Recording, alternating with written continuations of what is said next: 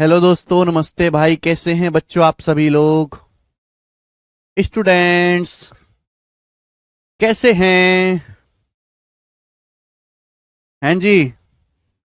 क्या मैं आप सभी लोगों को लाइव दिखाई दे रहा हूं? और आज फ्राइडे है और आज हमारी इस वीक की लास्ट क्लास है। कल बच्चों बताओ मैंने आपको क्या पढ़ाया था? हाँ जी बताइए, कल मैंने आपको क्या पढ़ाया था? Good evening. क्या पढ़ाया था कल? अरे भाई साहब बताइए, कल मैंने आपको क्या पढ़ाया था? कल मैंने आपको पढ़ाया था सक्सेसिव परसेंटेज चेंज, क्रमागत प्रतिशत परिवर्तन। 100 मान के कैसे करना है, रेशियो मेथड से कैसे करना है। ठीक है भैया। सक्सेसिव परसेंटेज होता क्या है कि एक संख्या को हमने परसेंटेज से बदला, नई संख्या आई, फिर नई संख्या को दोबारे से बदला, फिर नई संख्या को दोबारे से बदला। ठीक है ना। तीसरा कंसेप्ट उसमें रह गया था फॉर्मूला मेथड। तीसरा कंसेप्ट मेरे प्यारे भाई इसमें रह गया था फॉर्मूला मेथड। Formula method. ठीक है बच्चों, आप बोलोगे हाँ जी सर।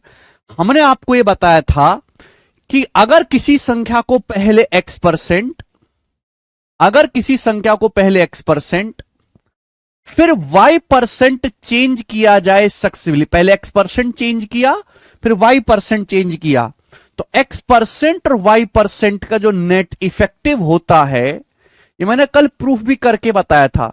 अगर किसी बच्चे को प्रूफ ना समझ में आया हो तो भाई इग्नोर कर दे, वो केवल फॉर्मूला याद रख ले। ठीक है ना। बेसिक समझने के लिए भी आपको पहले बहुत सारा बेसिक पढ़ना पड़ेगा, बहुत सारा। x+y+xy/100%।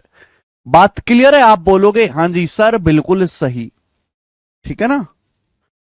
x+y, x% और y% का जो नेट इफेक्टिव होगा वो क्या होगा प्यारे बच्चों? x+y+xy/100%। ये समझाया था है जी।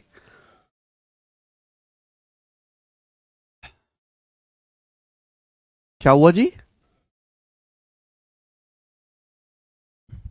कि अगर किसी संख्या को पहले x%, फिर जो नई संख्या आएगी उसको y% बदला जाए, तो संख्या में जो कुल परिवर्तन प्रतिशत परिवर्तन होगा वो x+y+xy/100% होगा।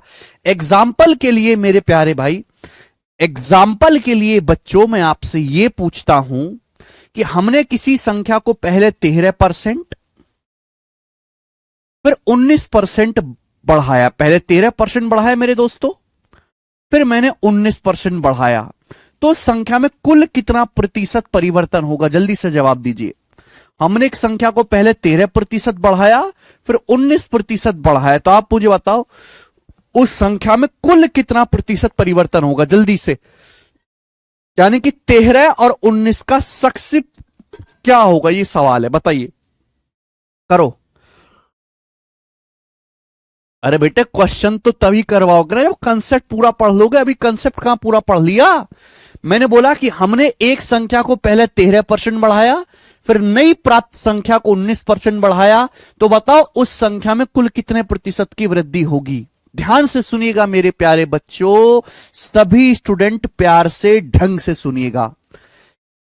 देखो यहां ऐसा डाटा है 13 और 19, इसके लिए फॉर्मूला ही बेस्ट है।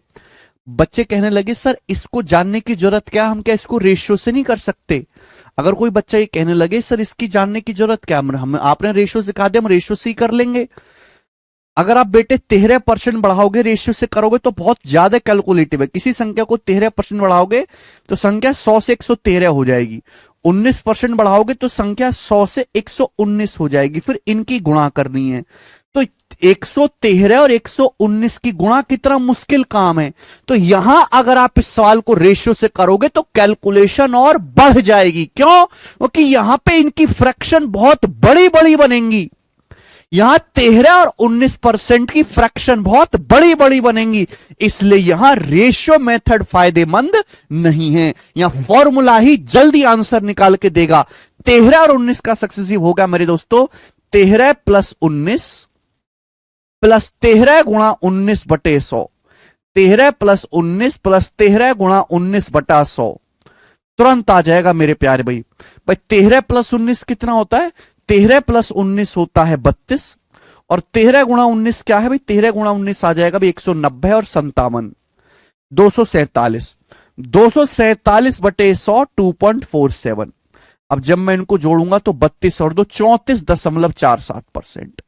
तो यानी कि संख्या 34.47% बढ़ जाएगी और ये इसका आंसर हो जाएगा। देखो जल्दी निकाल लिया कि नहीं निकाल लिया बेटा हमने?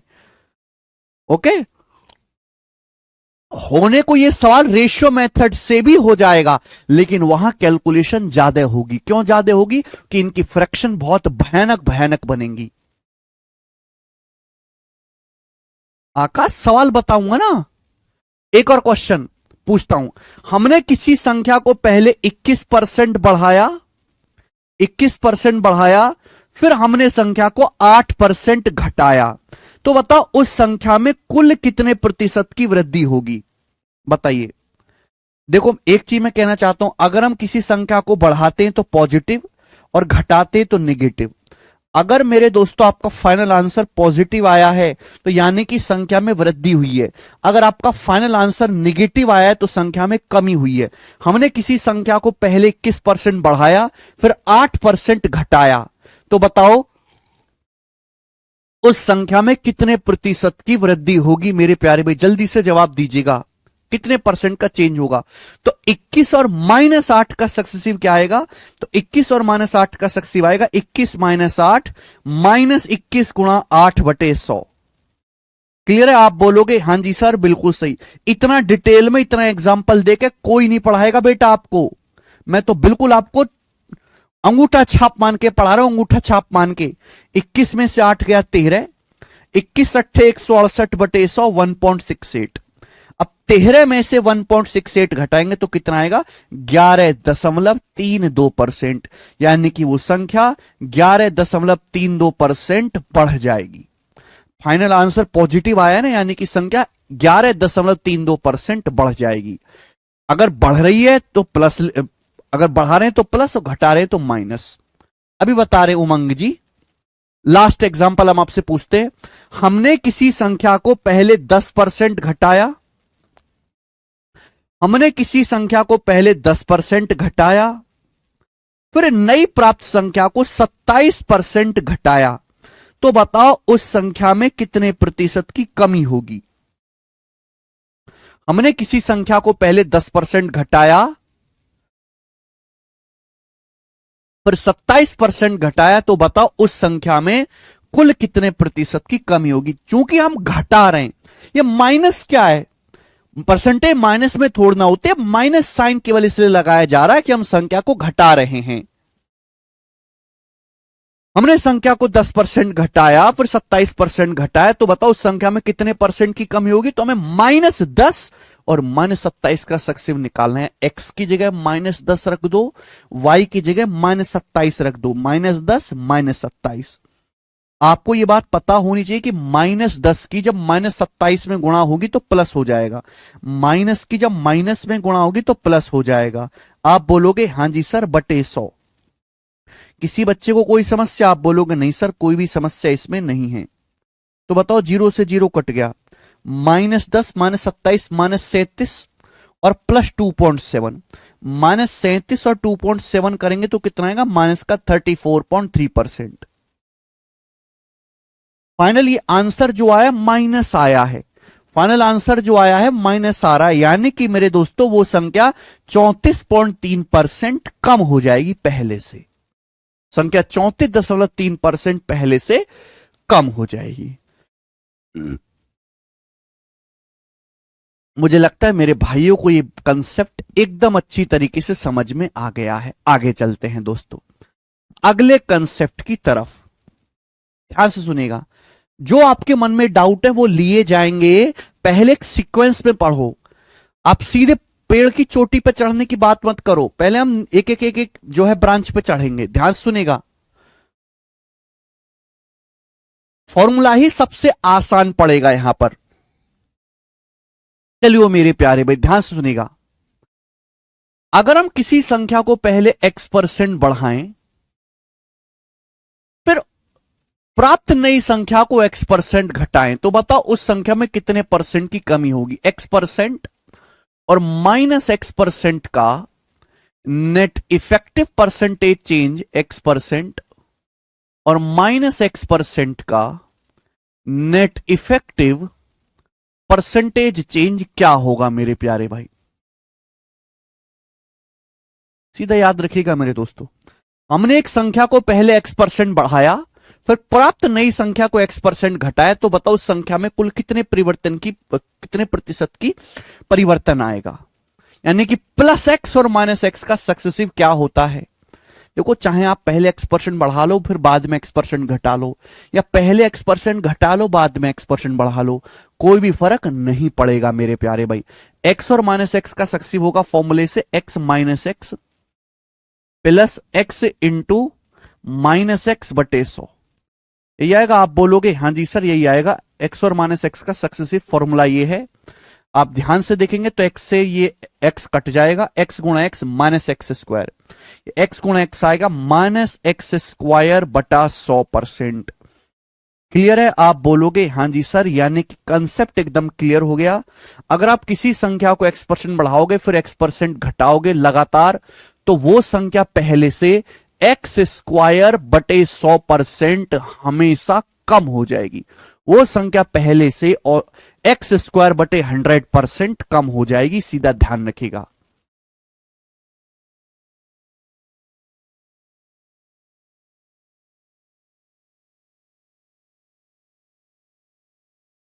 ठीक है ना। नेक्स्ट कंसेप्ट है, ठीक है ना।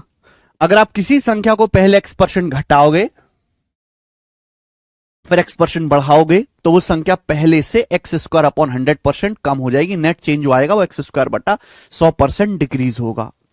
चलिए, बहुत बेसिक सी बात है, आगे चलते हैं। अगला कंसेप्ट देखो बच्चों, मैंने आपको बताया है कि सक्सेसिव परसेंटेज चेंज कोई नई चीज नहीं है। मल्टीप्लाइंग फैक्टर से लगातार गुणा करते जाना है। बीच में गुणा का साइन आएगा मतलब सक्सेसिव हो रहा है। देखिए, एक बहुत सिंपल सा आपसे एग्जांपल पूछता हूं। हम आपको पढ़ा चुके हैं एक्सपेंडिचर बराबर प्राइस गुणा कंजम्पशन, पढ़ा चुके हैं।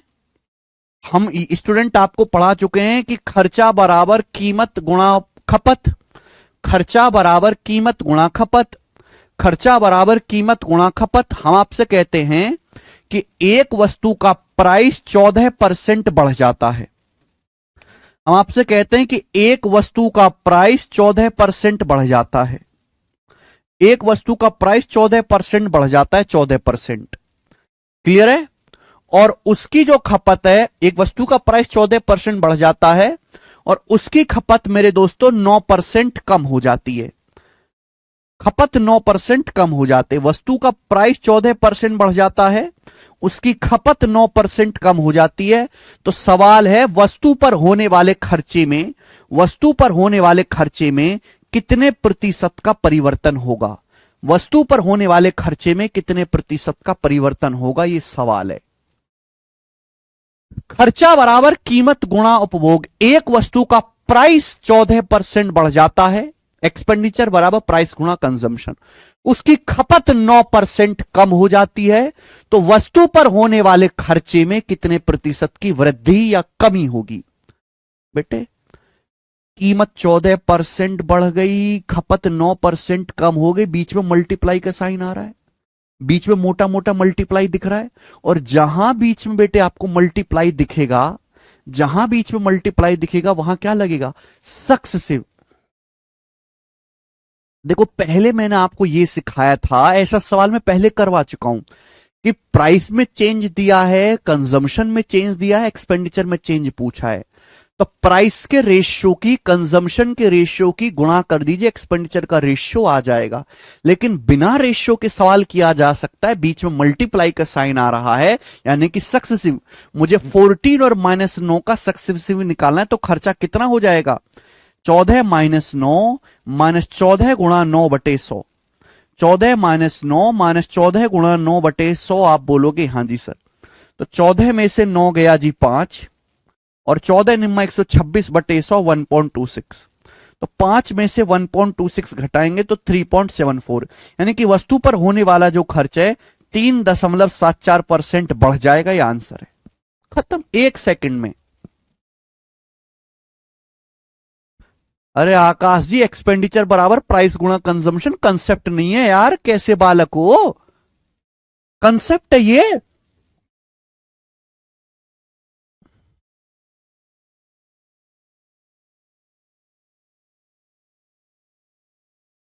चलिए, मुझे लगता है आपको ये बात समझ में आ गई है, आगे चलते हैं। अब आपके मन में डाउट आ रहा होगा, सभी बच्चों के मन में, सर इस फॉर्मूले से तो हम 2 बार चेंज किया जाए तो पता लगाएंगे, अगर किसी संख्या में 3 बार चेंज किया जाए या फिर 4 बार प्रतिशत चेंज किया जाए तो कैसे करेंगे।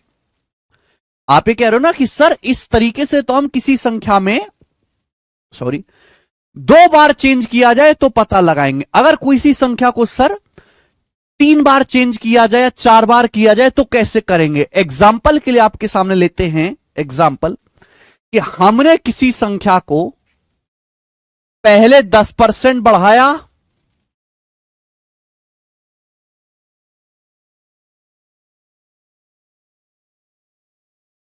फिर कितना लेते हैं, फिर 18% बढ़ाया, फिर 5% घटाया। हमने एक संख्या को पहले 10% बढ़ाया, फिर 18% बढ़ाया, फिर 5% घटाया। बताओ उस संख्या में कुल कितने प्रतिशत का परिवर्तन होगा। हमने एक संख्या को पहले 10% बढ़ाया, फिर 18% बढ़ाया, फिर 5% घटाया।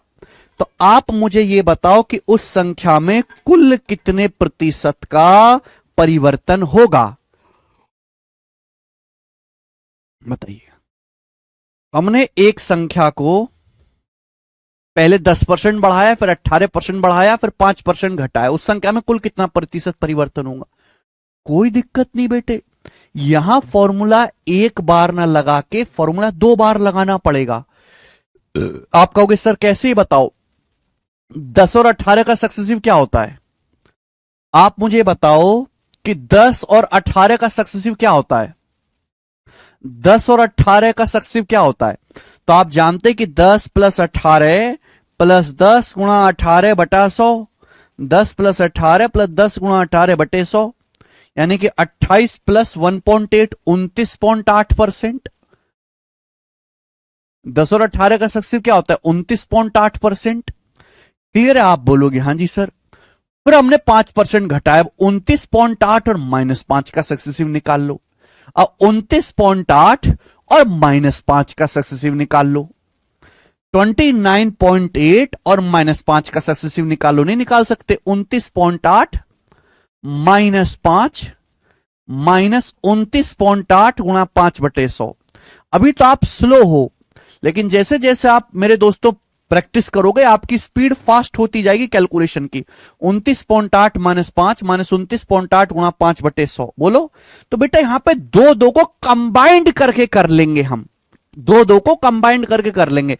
पहले 10 और 18 का सक्सेसिव निकालिए फॉर्मूला से 29.8%, फिर 29.8 और -5 का सक्सेसिव निकालिए। -5 बेटा डिक्रीज किया गया है ना, तो 29.8 -5 -29.8 गुणा 5/100, ये तो 20 बार जाएगा और 2 से तो कट ही जाना है मेरे दोस्तों। ये कितना 1.49 बोलो। तो 29.8 में से 5 घटाएंगे तो 24.8 और उसमें से 1.49 घटाएंगे तो कितना आएगा मेरे दोस्तों, 23.31%। 23.31% वो संख्या बढ़ जाएगी, ये आंसर हो जाएगा। 23.31% संख्या में नेट वृद्धि होगी, तो इसका आंसर है 23.31%। समझ में आ गया, अब तो सबका डाउट खत्म। तो बेटा हर चीज कवर करी जाएगी अपने समय पे। आप चाह रहे थे कि मैं सीधा ये चीज समझा दूं, लेकिन ये चीज समझाने से पहले मुझे ये वाला तो कंसेप्ट बताना पड़ेगा, मुझे ये वाला कंसेप्ट तो बताना पड़ेगा, मुझे ये कंसेप्ट तो बताने पड़ेंगे, एग्जाम्पल तो देना पड़ेगा। पढ़ाई एक ऑर्डर में होती है। यस, रेशियो मेथड और आसान है यहां पर जी, बिल्कुल आप रेशियो मेथड से भी कर सकते हैं। मैं कब कह रहा हूं, और बल्कि यहां रेशियो मेथड ज्यादा आसान रहेगा बच्चों, रेशियो मेथड से भी कर सकते हैं, बिल्कुल कर सकते हैं। एक बात और सुनिएगा मेरे दोस्तों, सभी लोग एक बात और सुनिएगा, मैंने आपको बताया है कि सक्सेसिव आगे पीछे कैसे भी कर लो कोई फर्क नहीं पड़ता। मैंने आपको समझाया। पहले मैंने क्या किया, 10-18 का सक्सेसिव लिया, फिर 18 माइनस, फिर -5 का लिया। आप अगर ऐसे करते ना कि पहले -5%, अगर आप ऐसे करते कि पहले -5% और 10% का सक्सेसिव ले लो, फिर 18 का सक्सेसिव ले लेते, तो भी आंसर सेम ही होता। सक्सेसिव आगे पीछे कैसे भी किया जा सकता है, आंसर सेम ही आएगा। ठीक है जी, आप बोलोगे हाँ जी सर बिल्कुल सही बात समझे, कोई दिक्कत नहीं। अब आगे चलते हैं, नेक्स्ट और लास्ट कंसेप्ट। नेक्स्ट बच्चों और लास्ट कंसेप्ट, ध्यान से सुनेगा। 3 के लिए एक सीधा फॉर्मूला भी है। अगर किसी संख्या को पहले x%, फिर y% और फिर z% से लगातार चेंज किया जाए, अगर किसी संख्या को पहले x%, फिर y% और z% से लगातार चेंज किया जाए, तो संख्या में जो नेट परसेंटेज चेंज आएगा, याद है किसी को?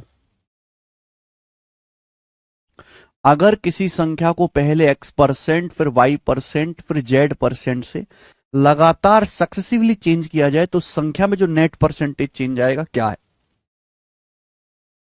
देखो बच्चों, x, y और z का सक्सेसिव निकालना है तो कैसे निकालेंगे? पहले x और y का सक्सेसिव, x और y का सक्सेसिव होता है x plus Y plus X Y बटे 100। ये x और y का सक्सेसिव होता है। फिर आप इसका z के साथ दोबारा फॉर्मूला लगा दो, z के साथ दोबारा फॉर्मूला लगा दो भाई, ab प्लस ab बटे 100 दोबारा फॉर्मूला लगा दो। जब इनका दोबारा से सक्सेसिव करेंगे, मैं नहीं करके बता रहा, ना जरूरत है, टाइम वेस्ट है। जब आप इनका दोबारा से सक्सेसिव करेंगे तो ये आएगा। पहले तीनों को जोड़ो, x plus Y plus Z, तीनों को जोड़ो प्लस, फिर 2-2 की गुणा करो, x की y में, y की z में, z की x में, फिर 2-2 की गुणा करो। पहले तीनों को जोड़ो, फिर 2-2 की गुणा करो, X Y plus Y Z plus Z X, 2-2 की गुणा करो बटे 100, बटे कर देंगे 100 प्लस, फिर तीनों की गुणा करो, एक्स वाई और जेड तीनों की गुणा करो, फिर तीनों की गुणा करो, एक्स वाई जेड बटे 100।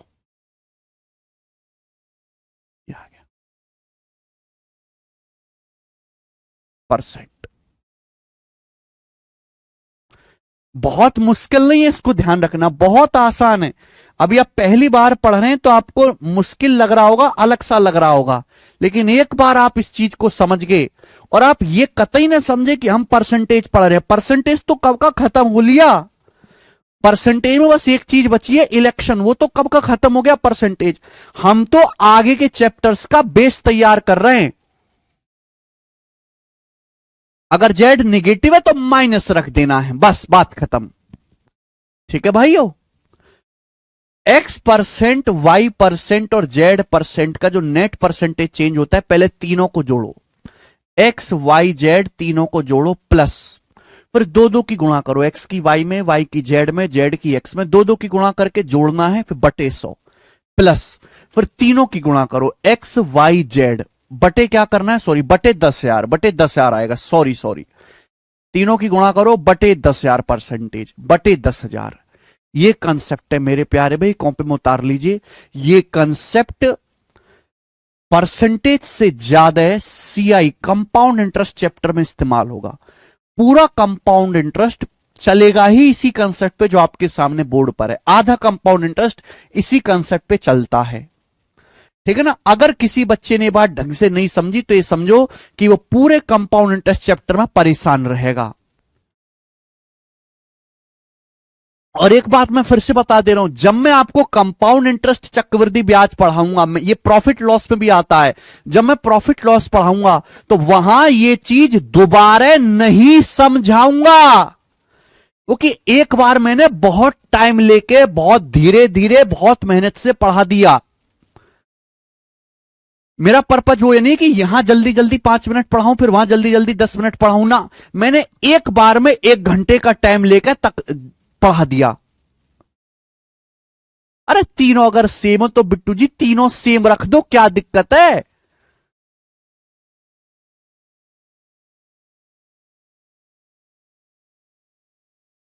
जो कंसेप्ट पढ़ा रहा हूं ये वाले एक ही बार पढ़ा रहा हूं, बाद में इनका केवल हम एप्लीकेशन सीखेंगे, इनका इस्तेमाल सीखेंगे, कंसेप्ट नहीं सीखेंगे। ठीक है। X% Y% Z% का जो नेट परसेंटेज चेंज होगा वो क्या, X plus Y plus Z, discount में भी यूज होगा। हाँ जी, X plus Y plus Z plus XY plus YZ plus ZX बटे 100 प्लस XYZ बटे 10,000 परसेंटेज प्लस XYZ बटे 10,000 परसेंटेज। शिखर जी पहले इन दोनों का सक्सिव निकालो, फिर जेड का सक्सिव निकालो, फॉर्मूला रख के यही आएगा। ठीक है ना? ओके, लव यू टू भाई। अब जैसे एग्जाम्पल के लिए मेरे दोस्तों, एग्जाम्पल के लिए हम आपसे सवाल पूछते हैं कि हमने एक संख्या को 7%, 7%, 8% और 9%, 9 ले लें, कितना ले लें, 9, 11 ले लेते हैं, बढ़ाया तो उस संख्या में कुल कितने प्रतिशत का परिवर्तन होगा? हमने एक संख्या को पहले 7%, फिर 8%, फिर 11% बढ़ाया तो संख्या में कुल कितने प्रतिशत का परिवर्तन होगा? बताइए। हमने एक संख्या को पहले 7% बढ़ाया, फिर 8% बढ़ाया, फिर 11% बढ़ाया तो संख्या में कुल कितने प्रतिशत की वृद्धि होगी? ये सवाल आ गया। देखो, अगर आप इस सवाल को 100 मान के करोगे तो पागल हो जाओगे, कैलकुलेशन बहुत ज्यादा है। अगर आप इस सवाल को रेशियो से करोगे तो भी पागल हो जाओगे। क्यों? रेशियो से नहीं होगा, रेशियो से हो जाएगा सवाल, मैं नहीं मान, सारे सवाल रेशियो से हो जाएंगे, सारे सवाल 100 मान के हो जाएंगे, लेकिन रेशियो से कैलकुलेशन ज्यादा होगी। क्यों ज्यादा होगी? इनकी फ्रैक्शन देख लो कैसी बनेगी, 7/100, 2/25, 11/100, ये इनकी फ्रैक्शन बनेगी। ये फ्रैक्शन नान याद दिला देगी, तो इस वजह से रेशियो से नहीं करेंगे। यहां पे बेस्ट क्या है, फॉर्मूला। हमने एक संख्या को 7% बढ़ाया, फिर 8% बढ़ाया, फिर 11% बढ़ाया, तो नेट परसेंटेज चेंज कितना होगा? 7, 8 और 11 का सक्सिव। पहले तीनों को जोड़ो, कैसे ध्यान रखना है, पहले तीनों को जोड़ो, 7, 8, 15 प्लस 11, 26,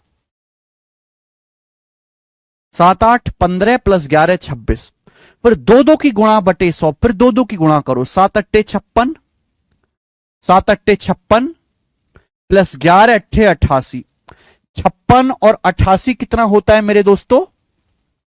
80, 50, 130 और 8 6 14, 144 है भाई, 144 और फिर 11 7 77, 144 और 77 कितना होता है बेटा? 211, 211 आ गया भाई। 7 8 56, 88 फिर 77 कितना आ जाएगा मेरे दोस्तों? 1 2 5 7 7 14 और 8, 14 और 8 22, 221 आएगा मेरे दोस्तों। हाँ 221 आएगा।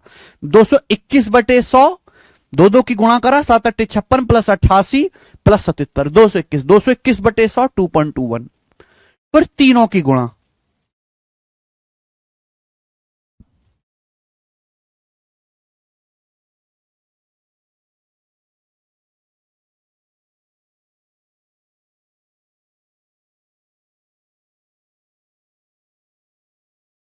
फिर तीनों की गुणा, 7 8 56 गुणा 11, 56 गुणा 11 कितना आएगा? 560 में, 560 में 56 जोड़ लीजिए, जब 560 में 56 जोड़ेंगे तो 616, 616, 616/10,000, 616/10,000 करेंगे तो 0.0616, 616/10,000 करेंगे तो 0.0616।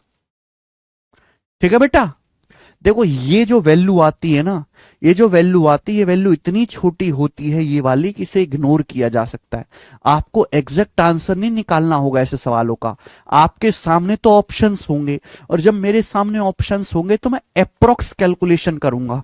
ये वाली जो वैल्यू है ये इतनी छोटी होती है कि आप इसको इग्नोर भी कर सकते हो, ये करने की जरूरत ही नहीं पड़ती मेरे दोस्तों।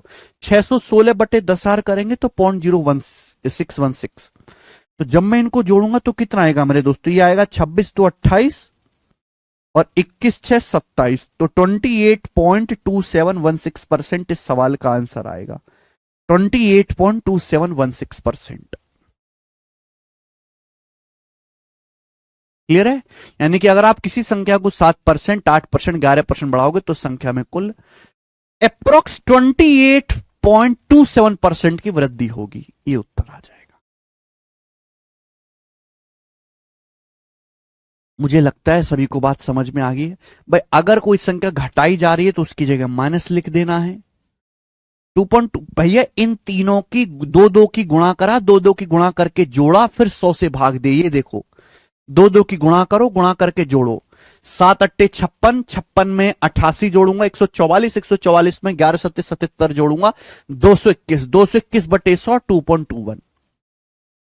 पहले तीनों को जोड़ो, फिर दो दो की गुणा करके बटे 100, फिर तीनों की गुणा बटे 10,000। मुझे लगता है कि आपको यह कंसेप्ट अच्छी तरीके से समझ में आ गया है। अब हम सवाल करेंगे इस पे।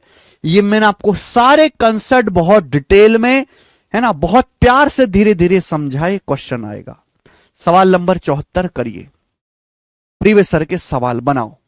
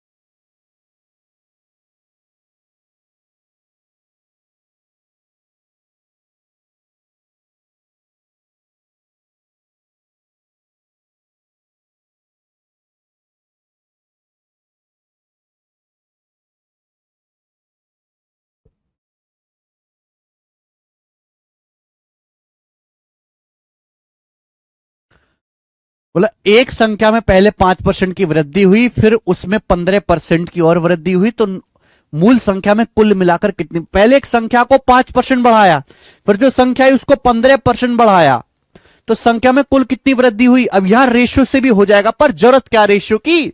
अरे फॉर्मूले से तो 1 सेकंड में निकल जाएगा। 5 और 15 का सक्से 5 + 15 + 5 × 15/100। और ये चीज इतनी छोटी है, इतनी आसान है कि दिमाग में करने की आदत डालो बिना लिखे। 5 + 15 20, 75/100 0.75। तो संख्या में जो वृद्धि होगी 20.75% की होगी। Answer B option. 1 सेकंड में। ये देखो अगला सवाल में लिखा नहीं होगा। एग्जाम आपका फूफा रिश्तेदार नहीं लग रहा कि एग्जाम आपको लिख के देगा क्या बेटे इस सवाल में सक्सेसिव का फॉर्मूला लगा ले। आपको खुद पहचानना पड़ेगा कि यह सवाल सक्सेसिव का है। इस सवाल को मैं रेशियो से करूं या फॉर्मूले से करूं, मुझे किससे जल्दी उत्तर निकलेगा, हो तो हर किसी से जाएगा। पहचानना पड़ेगा सवाल के डाटा को देख के। बोला एक एसी की कीमत में पहले 16% की वृद्धि की जाती है, बाद में बिक्री में कमी के कारण 22% की कमी की जाती है। एसी की अंतिम कीमत में शुद्ध प्रतिशत परिवर्तन ज्ञात कीजिए। बहुत बढ़िया सवाल। सुनो, एक एसी का प्राइस पहले 16% बढ़ाया जाता है। एक एसी का जो प्राइस है पहले 16% बढ़ाया जाता है। एसी महंगा हो गया, एसी महंगा हो गया तो होगी बिक्री में कमी। अब बिक्री में कमी हो गई, उसकी वजह से जो बढ़ी हुई कीमत है, भाई एसी का प्राइस तो बढ़ गया, जो बढ़ी हुई कीमत है उसको 22% कम किया जाता है। तो बताओ एसी की फाइनल कीमत में शुद्ध प्रतिशत परिवर्तन क्या होगा। तो पहले मैंने एसी का प्राइस 16% बढ़ाया, जब बिकना रहा तो फिर मैंने 22% घटा दिया। तो शुद्ध कितना, नेट कितना परसेंट परिवर्तन आएगा, 16 और -22 का सक्सेस, 16 -22 -16 गुणा 22। बेटे 16 गुणा 22 कितना होता है, 352। पहले 16 की 20 में गुणा 320, फिर 16 की 2 में 32, 320 और 32 352, 352 बटे 100 आएगा 3.52%। ठीक है भाई। अब 16 में से 22 घटाऊंगा माइनस का 6, 16 में से 22 घटाऊंगा -6, -6 और -3.52 आएगा -9.52%। अगर यहां पे फाइनल आंसर माइनस नेगेटिव आया है तो इसका मतलब एसी की कीमत घट गई है। अगर फाइनल आंसर माइनस में आ रहा है तो एसी की कीमत इंक्रीज तो हुई नहीं है, डिक्रीज हुई है। कितना, 9.52% घट गई है। बताइए अगला सवाल, ये बताओ, एक और सवाल ऐसा ही करके बताइए, एमटीएस के पेपर में आया है। एक और सवाल ऐसा ही करके बताइए, एमटीएस के पेपर में आया है, बनाइएगा। बेटा पेपर में ना थोक के भाव में सवाल आते हैं, इस चैप्टर पे थोक के भाव पे। कभी कभी तो हो सकता है कि इसी कंसेप्ट पे 3 सवाल आ जाएं पेपर पे, इसी अकेले कंसेप्ट है, एक परसेंटेज में, एक कंपाउंड इंटरेस्ट में और एक डिस्काउंट में। ऐसे भी हैं कि 25 में से 3 सवाल अकेले इस कंसेप्ट पर सक्सेसिव के।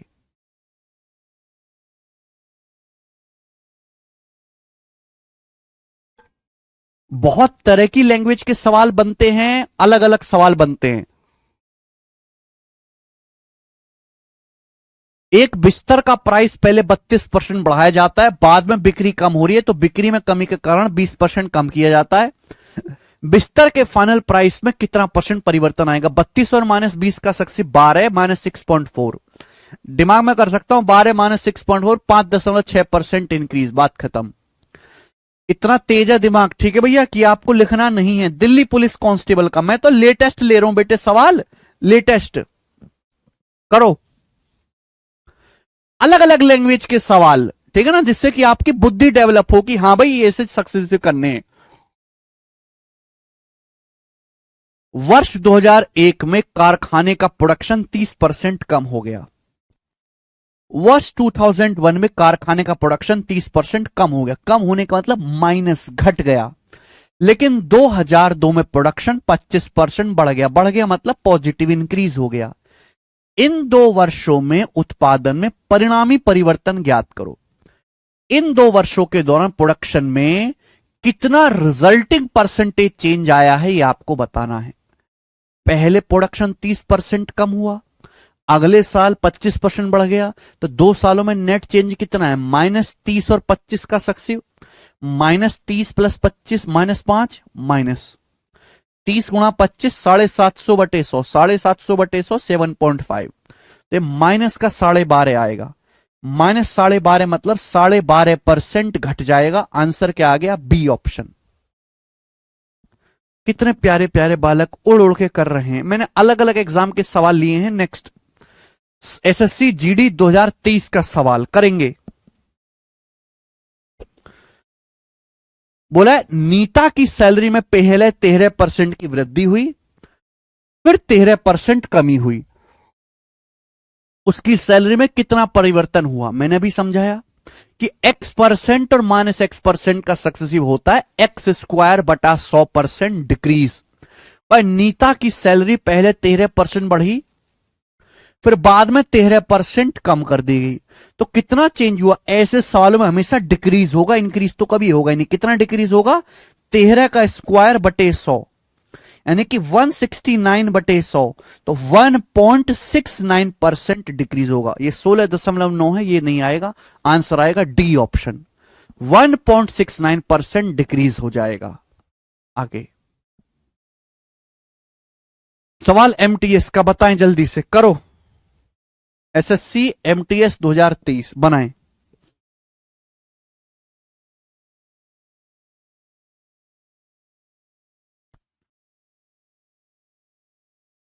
एक आदमी की सैलरी पहले 25% बढ़ाई जाती है, फिर उसमें जो एक आदमी की सैलरी पहले 25% बढ़ाई जाती है, 25% बढ़ाने के बाद जो सैलरी आती है फिर उसमें लगाए ना, उसमें फिर उसमें 25% कमी की जाती है।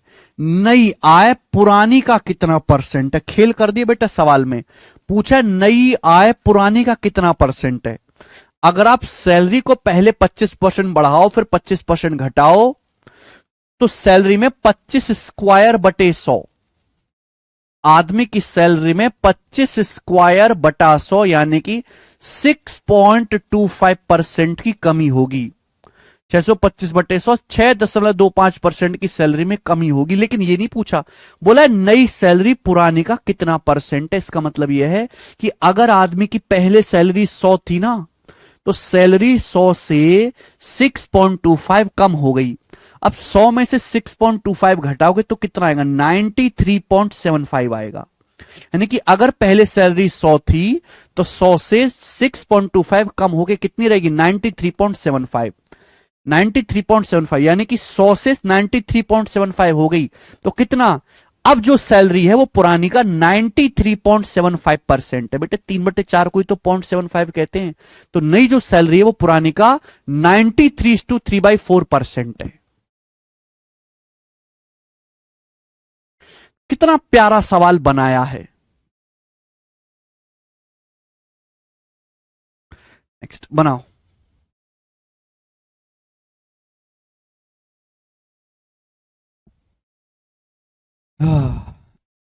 एक संख्या में पहले 28% की कमी की जाती है, फिर 28% की वृद्धि की जाती है। पहले संख्या को 28% घटाया, फिर 28% बढ़ाया। इस प्रकार प्राप्त संख्या ओरिजिनल संख्या से 1176 कम है। ओरिजिनल संख्या ज्ञात करें। बेहतरीन बेसिक सवाल। देखो, हर चीज या हर संख्या, हर चीज या मेरे दोस्तों या हर संख्या अपने आप पे 100% होती है। हर चीज स्टार्टिंग में 100% होती है। अगर आप एक संख्या को पहले 28% घटाओ फिर 28% बढ़ाओ तो उस संख्या में जो 28 स्क्वायर बटे 100% का डिक्रीज होगा, यानी कि वो संख्या 784/100, वो संख्या 7.84% घट जाएगी।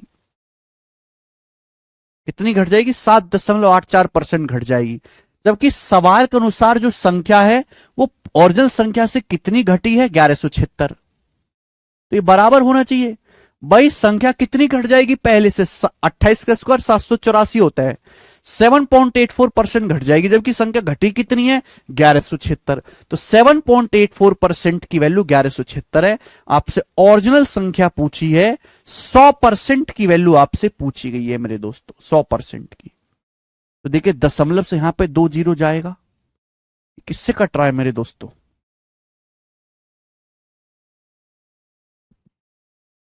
देखो बेटे 1.5 गुना है ये।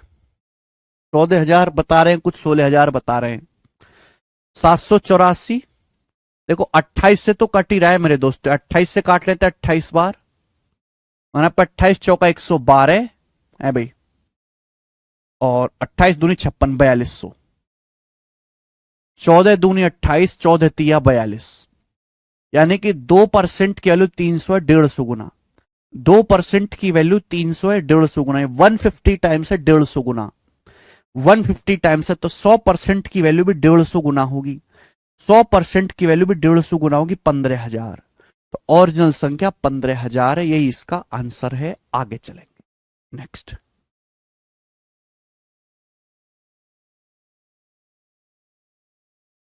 करो।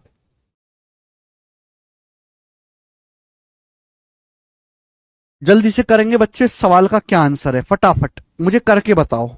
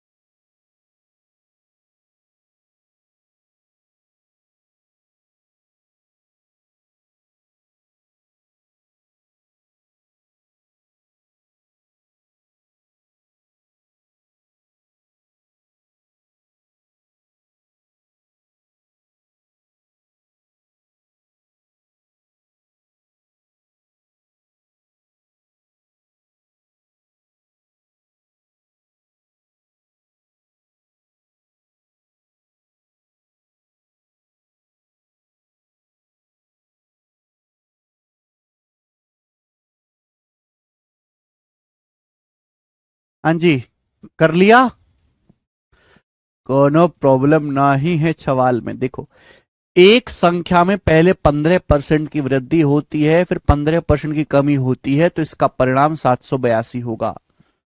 यदि उस संख्या में पहले 25% की कमी हो, फिर 25% की वृद्धि हो, फिर से 20% की कमी हो, तो परिणामी संख्या ज्ञात कीजिए। चार ऑप्शंस आपके सामने हैं। तो बेटा पहले तो हमको संख्या निकालनी पड़ेगी, पहले तो हमको संख्या निकालनी पड़ेगी। आप बताओ। देखो, आप इस सवाल को अप्रोक्स भी कैलकुलेट कर सकते हो, क्योंकि इसके आंसर्स बहुत दूर दूर हैं, पर मैं आपको एग्जैक्ट करके बता देता हूं। बोला है एक संख्या में पहले 15% की वृद्धि होती है, फिर 15% की कमी होती है, तो संख्या 782 हो जाएगी। संख्या कितनी हो जाती है? 782। आप बताओ, अगर एक संख्या को 15% बढ़ा, 15% घटा, तो नेट चेंज कितना आएगा? 15 का स्क्वायर 225/100। 15 का स्क्वायर 225/100, 2.25% डिक्रीज हो जाएगा कि नहीं?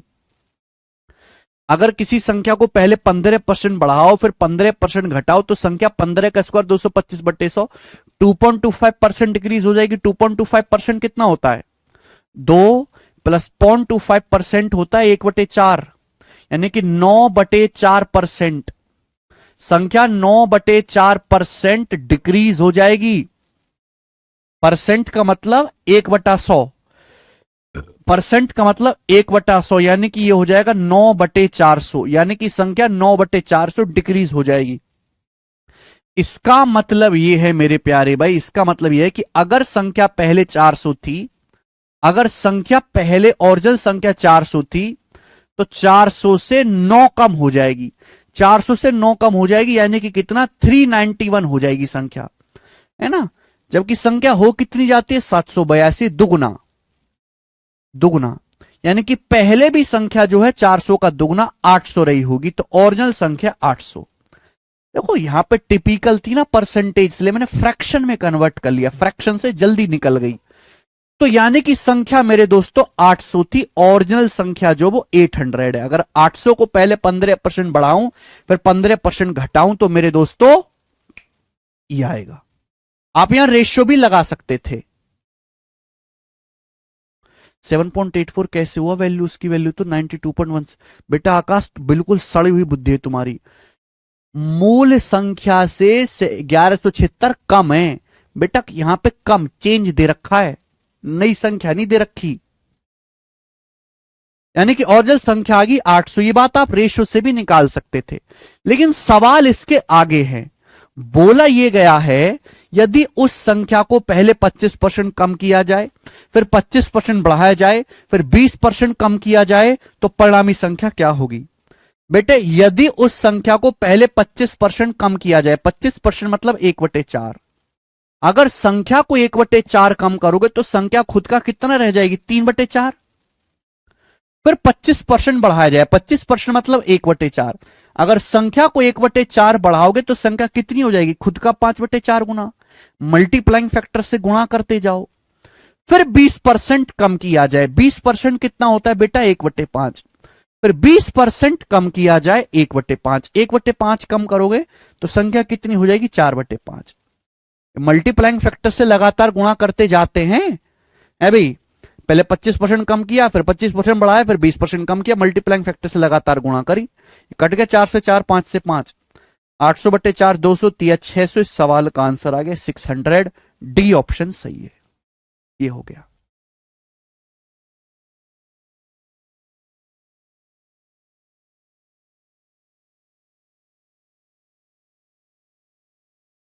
बिल्कुल बेसिक सवाल है, सभी बच्चे समझ आए, है भाई। मल्टीप्लाइंग फैक्टर से लगातार गुणा करते जाना है और कुछ भी नहीं है। नेक्स्ट और आखिरी क्वेश्चन करेंगे, सीजीएल 2023 प्री का बनाए। अगला सवाल, 2 से मल्टीप्लायर है, 391 का दुगना होता है 782, तो 400 का भी दुगना होगा। परसेंटेज होता है 1/100। प्रैक्टिस से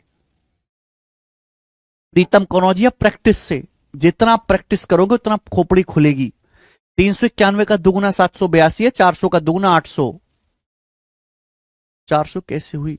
अरे यार तुम्हारी बुद्धि का सड़ चुकी है, तुम लोग बर्बाद हो क्या? अरे भाई अगर कोई संख्या 9/4% कम होगी, 9/4% की फ्रैक्शन वैल्यू होती है 9/400। 9/400 फ्रैक्शन वैल्यू, हरामखोरो, फ्रैक्शन वैल्यू भाई। यानी कि अगर संख्या पहले 400 थी, 400 बेस, तो 400 से 9 कम हो गई, 9 कम होगी 391। 391 की वैल्यू 782 है, तो 400 की वैल्यू 800 होगी, दुगना। अब बुद्धि सड़ चुकी है बिल्कुल कमीनों की। अरे ये चीज पढ़ा तो दी तुमने, बार बार बताते नहीं इन बातों को। अगला, two successive increment of 30% each is by what percent more than two successive decrement of 30% each. ये बहुत बेहतरीन, कई बार ये सवाल आया है, कई बार। ध्यान से सुनेगा। 30% की दो क्रमागत वृद्धि, 30% की दो क्रमागत वृद्धि 30% की दो क्रमागत कमी से कितना परसेंट अधिक है?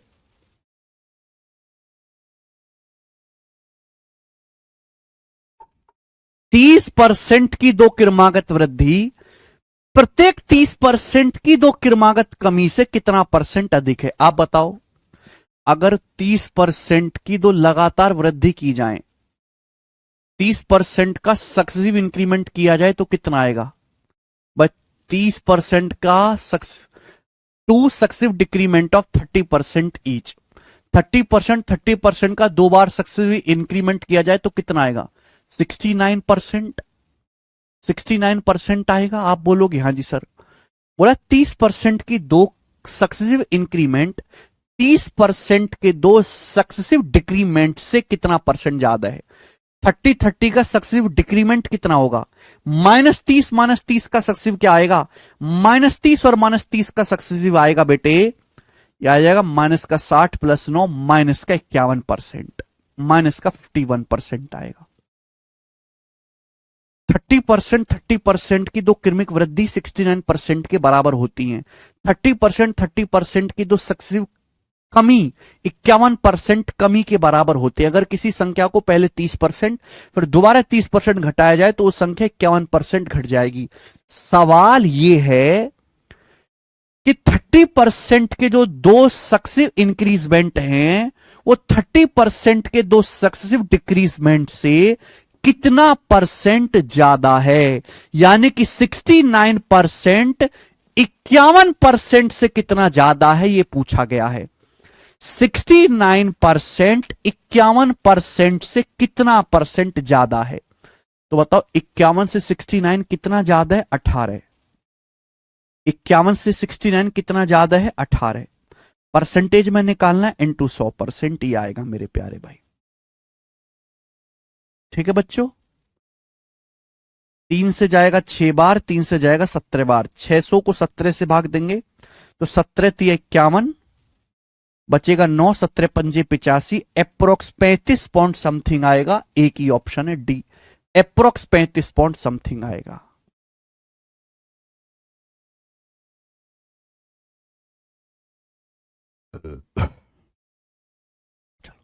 लास्ट क्वेश्चन कर लेते हैं, ऐसा बनाओ।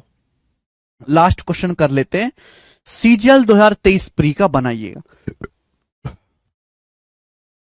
बोला एक संख्या में एक वस्तु के मूल्य में पहले R% की वृद्धि की जाती है, फिर नए मूल्य में R% की कमी की जाती है। अब नवीनतम प्राइस ₹1, वस्तु का जो नया मूल्य है वो ₹1 है। तो पूछा उस वस्तु का प्रारंभिक मूल्य कितना था, यह आपसे पूछा गया। बताओ। एक वस्तु का प्राइस पहले R% बढ़ाया जाता है, फिर बाद में R% कम किया जाता है। बोले अगर अब प्राइस ₹1 है तो वस्तु का इनिशियल प्राइस क्या था? बेहतरीन क्वेश्चन। सुनो मेरे प्यारे भाई, तरीके बहुत सारे हैं करने के, मैं आपको पढ़ा चुका हूं। अगर आप एक वस्तु का प्राइस R% बढ़ाओगे फिर R% घटाओगे तो उस वस्तु का प्राइस R² / 100% कम हो जाएगा। उस वस्तु का प्राइस R² / 100% कम हो जाएगा। अगर एक वस्तु का प्राइस आप R% बढ़ाओगे फिर R% घटाओगे तो उस वस्तु का प्राइस R² बटे 100% डिक्रीज हो जाएगा मेरे दोस्तों, कम हो जाएगा। आपसे वस्तु का इनिशियल प्राइस पूछा है, माना वस्तु का जो इनिशियल प्राइस है वो P रुपए है, माना वस्तु का जो इनिशियल प्राइस है P रुपए है। एक बात बताओ, मैं आपको पढ़ा चाहूं, अगर आप किसी भी संख्या को Y% बढ़ाओ, हर संख्या अपने आप में 1 होती है, या तो 1 लिखो या 100% लिखो। Y% बढ़ाओगे तो संख्या इतनी हो जाएगी मेरे दोस्तों, ठीक है ना। अगर Y% घटाओगे तो संख्या कितनी हो जाएगी, हर संख्या स्टार्टिंग में 1 होती है, Y% घटाओगे तो इतनी हो जाएगी। बोलो, मैंने मान लिया कि वस्तु का जो प्राइस है P है मेरे दोस्तों, अगर आप R² बटे 100% घटाओगे तो संख्या कितनी हो जाएगी, वस्तु का प्राइस कितना हो जाएगा, P इंटू 1 माइनस R²बटे 100%, ये हो जाएगा। हर चीज अपने आप में 1 होती है, हर चीज अपने आप में 1 होती है या फिर 100% होती है। मैंने 100% को R² बटे 100% घटाया, यहां से परसेंटेज कॉमन ले लो, या फिर आप इसको ऐसे रहने दो कि 100% 1 होता है, हर चीज 1 होती है, हमने R²बटे 100% घटाया तो ये हो जाएगी वस्तु कीमत। अब बोला वस्तु कीमत कितनी होगी, 1 रुपए, ये 1 रुपए के बराबर है। तो ओरिजिनल प्राइस पूछा था, ओरिजिनल प्राइस P की वैल्यू पूछी। एक बात बताओ, ये R²बटे 100% क्या आएगा, परसेंट का मतलब होता है 1/100, ये R²बटे 100% कितना आएगा, परसेंटेज का मतलब होता है 1/100, परसेंटेज का मतलब 1/100 होता है। जब मैं 100 से भाग दूंगा तो 10,000 हो जाएगा। परसेंट का मतलब 1/100 होता है, 100 की 100 में गुणा करके 10,000 हो जाएगा। तो P का मान क्या आएगा, अभी 10,000 की 1 में गुणा 10,000 बटे 10,000 एकम 10,000 माइनस R², ये नीचे आएगा, बटे 10,000 माइनस R²। ये वस्तु का ओरिजिनल प्राइस था मेरे दोस्तों, जो कि ए ऑप्शन करेक्ट है। अच्छा सवाल था ये बहुत अच्छा सवाल था, प्यारा क्वेश्चन, सभी बच्चे समझ पाए। आंसर इसका सी ऑप्शन नहीं, ए ऑप्शन होगा, ठीक है। इसी के साथ आज की क्लास समाप्त होती है, आगे के सवाल समझेंगे मंडे को। आज इतना ही।